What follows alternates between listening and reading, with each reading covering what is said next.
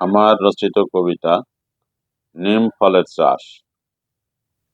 হালের ধরায় এখন তেমন গুণীর কদর নেই, সকল কদর খেয়ে নিচ্ছে নগদ পয়সাতেই।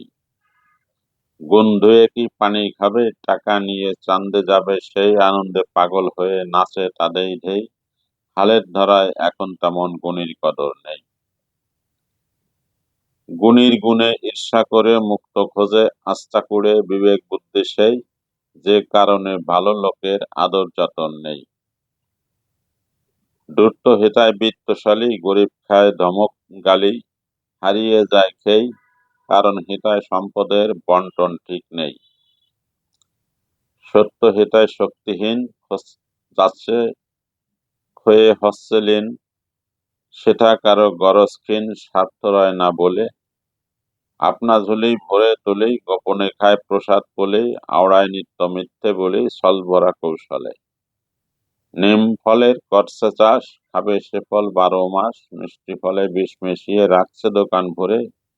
রোজ রোজ দেখে আয়না, ফল দোকানি ফল খায় না, কারণ সে মরতে চায় না, মরলে মরুক পরে।